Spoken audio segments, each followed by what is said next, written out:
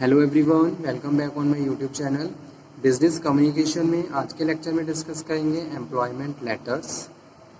Employment letters क्या होते हैं और किस तरीके से ये सिग्निफिकेंट रोल प्ले करते हैं for those who want to apply for a particular position. ठीक है, so a job application, employment letter में हम बात कर रहे हैं किसकी, जॉब एप्लीकेशन की। Job application letter is a very important document. It decides the direction that the career of the writer is going to take. Okay, the following points can make his application more impressive. तो कुछ ऐसे point जिसकी वजह से आपकी application और ज़्यादा impressive हो जाती है। तो किस तरीके से आप अपनी जॉब एप्लीकेशन को और ज़्यादा इम्प्रेसिव बना सकते हो ताकि आपके इंटरव्यू के चांसेस बढ़ जाएं। तो this we will cover in अपने today session employment letter job applications. ठीक है, certain points are required to make your job application more and more effective and impressive.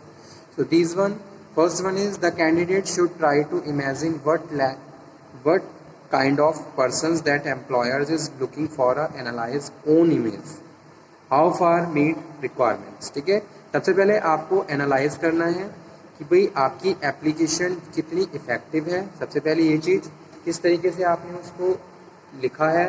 ठीक है, and candidate should try to imagine what kind of persons that the employer is looking for analyse own image. ठीक है, किस तरीके का employer है, किस तरीके का उसको पर्सन चाहिए और आप किस तरीके से उस रिक्वायरमेंट को कवर कर रहे हो। तो सबसे पहला पॉइंट यही है, analyse yourself as well as how you can compete the requirement of the employer, और आप किस तरीके से एम्प्लॉय की रिक्वायरमेंट को कंप्लीट कर रहे हो। हाउ फार मीट रिक्वायरमेंट्स, और कितनी आप रिक्वायरमेंट को पूरा कर रहे हो। ठीक है, second thing is the candidate must not forget the draw the employer attention to his special achievements. So if you have certain kind of special achievement, that achievement you have also discussed in your job applications। ठीक है, and the candidate must not, उसे नहीं भूलना चाहिए अपनी achievements को share करने में, ताकि जो भी एम्प्लॉयर है उसकी वहाँ पे अटेंशन क्रिएट हो। So you want to create a positive attention to the your employer, you have to discuss you about your achievements also. Okay, third one is a conventional way to begin on application is to write the reference to your advertisement number. आपको advertisement number के बारे में भी लिखना चाहिए कि भी कहाँ किस रेफरेंस के और किस एडवर्टीजमेंट नंबर के थ्रू आपने इस जॉब के लिए अप्लाई किया। ठीक है, so it is also very important statement for the job application. A conventional way to begin on application is to write with reference to your advertisement number. So this thing create a positive effect in the mind of the employer or the interviewer, and there is a get number of chances to select in your interview process। ठीक है, next one is, and in job application applicant must not speak ill of their present employer। whenever you are going to participate in any interview program, one thing mind, don't discuss and create। So you want to create a positive attention to your employer, you have to discuss about your achievements also। Okay, third one is a conventional way to begin on application is to write the reference to your advertisement number। आपको advertisement number के बारे में भी लिखना चाहिए कि भी कहाँ किस रेफरेंस के और किस एडवर्टीजमेंट नंबर के थ्रू आपने इस जॉब के लिए अप्लाई किया। ठीक है, so it is also very important statement for the job application. A conventional way to begin on application is to write with reference to your advertisement number. So this thing create a positive effect in the mind of the employer or the interviewer, and there is a get number of chances to select in your interview process। ठीक है, next one is, and in job application applicant must not speak ill of their present employer। whenever you are going to participate in any interview program, one thing mind, don't discuss and don't communicate ill points of your present employer। आपका जो present employer है उसके आपको positive negative point discuss नहीं करनी है। तो ये चीज़ हमेशा आपको ध्यान रखनी है। And in job applicant must not speak ill of your his present employer. Next one is the resume should display all information concerning, जैसे कि आपकी एज क्या है, आपकी क्वालिफिकेशन क्या है, यानी कि personal information, qualification, achievement, experience, conclude with polite request, ठीक है। पोलाइट रिक्वेस्ट के साथ आपको इन सब चीज़ों को कंक्लूड करना है, इन सब पॉइंट्स को कंक्लूड करना है। So the resume should display all information concerning age, academic record very clearly, ठीक है। Conclude with request. Next one है जैसे कि I shall be grateful to you if you give me a chance. So this kind of statements you have to include in your job application, ठीक है। सो employment letter का एक format यहाँ पे मैंने आप लोगों के साथ शेयर कर रहा हूँ, तो आप इसको देख लीजिए और आप चाहें तो आप इसे डाउनलोड कर सकते हैं, ठीक है। राकेश शर्मा 69 सिविल लाइन मुरादाबाद, इस तरीके से ये एड्रेस है। फिर नीचे the managing director Kiran party pesticides industrial area Bhopal.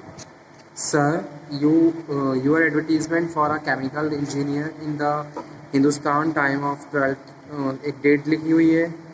Inspired me to think that I possesses the qualification that answer to the requirement of the job.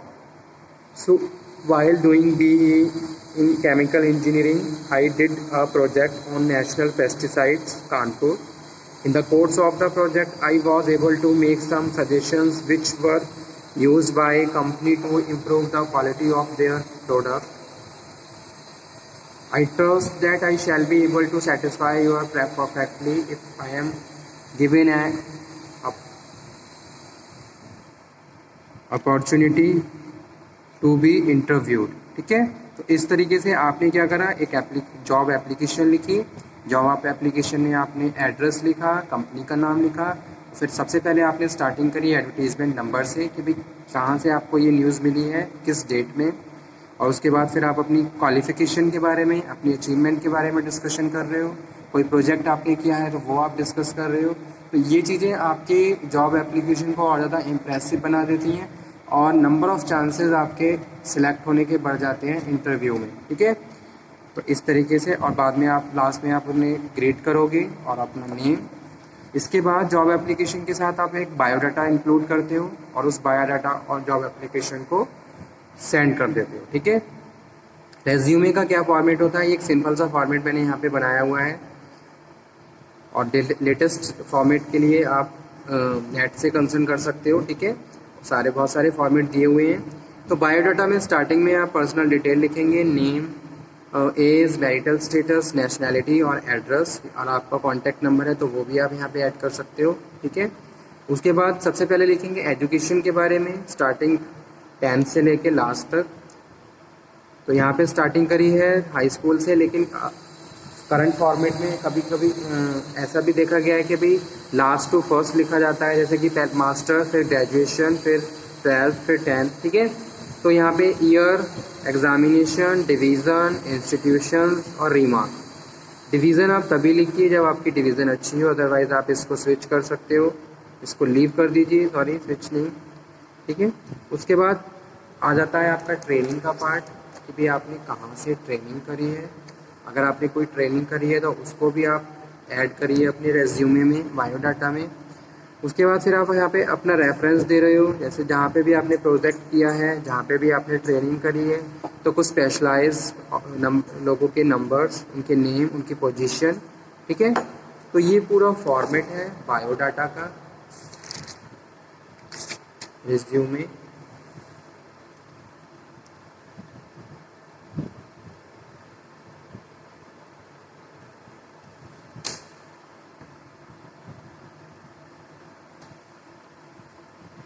Resume में आप अपनी कंप्यूटर कॉम्पिटेंसीज को भी ऐड करिए। कंप्यूटर में आप जो भी जानते हैं वो उसको, या फिर आपके पास कोई स्पेशल सर्टिफिकेट है, कोई स्पेशल सर्टिफिकेट आपने लिया हुआ है तो उसको भी आप ऐड करिए इसमें, ठीक है। Resume, biodata.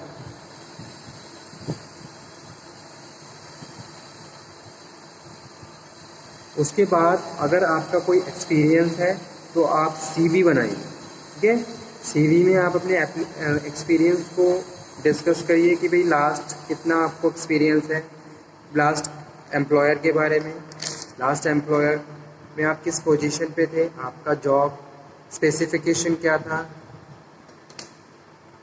तो ये सब डिस्कशन आपके बायोडाटा में ऐड होना चाहिए। तो इस तरीके से अगर आपने एक इफ़ेक्टिव जॉब एप्लीकेशन और बायोडाटा बनाया हुआ है तो बायोडाटा ही आपको रिप्रेजेंट करता है और मैक्सिमम चांसेस को क्रिएट करता है सिलेक्ट करने में। ठीक है, आपका बायोडाटा और जॉब एप्लीकेशन प्रॉपर होना चाहिए, तभी आप किसी एक पर्टिकुलर पोजीशन पे प्लेस हो सकते हैं। ठीक है, इंटरव्यू के लिए अगर आप अपने आप को सिलेक्ट करना चाहते हैं तो your job application and your resume must be proper format पे होना चाहिए और प्रॉपर होना चाहिए। ठीक है, तो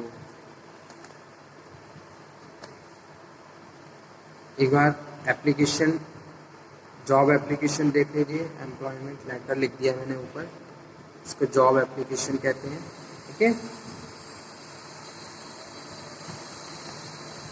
जॉब एप्लीकेशन भी एक प्रॉपर फॉर्मेट पे होनी चाहिए। जो भी आप कंटेंट यूज़ कर रहे हो, स्टार्टिंग कैसे करनी है, मिडल में क्या होना चाहिए और उसके बाद कंक्लूड किस तरीके से करना है, ये भी इम्पॉर्टेंट है। ओके,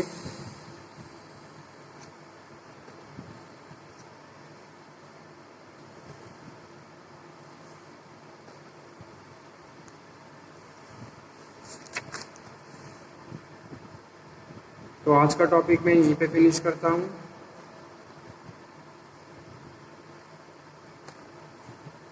इस टॉपिक को आप अच्छे से पढ़ लीजिए और इसके लिए आपको कुछ फॉर्मेट डाउनलोड भी करने पड़ेंगे। ठीक है,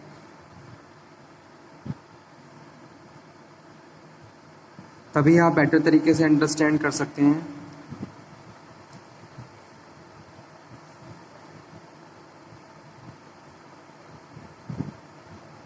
okay student, thank you very much. और एक चीज़ मैं और कहना चाहूँगा, जिस भी स्टूडेंट ने मेरा चैनल सब्सक्राइब नहीं किया है, आप चैनल को सब्सक्राइब कर लीजिए। ठीक है, अगर आप चैनल को सब्सक्राइब नहीं करेंगे तो आपको नोटिफिकेशन, न्यू वीडियोस के नोटिफिकेशन टाइम पे नहीं मिलेंगे। ठीक है, तो आने वाले लेक्चर्स में मैं इम्पॉर्टेंट क्वेश्चंस के बारे में भी बताने वाला हूँ, तो आप इसके लिए चैनल को सब्सक्राइब कर लीजिए और बेल आइकन को दबाना ना भूलें। ठीक है, थैंक यू।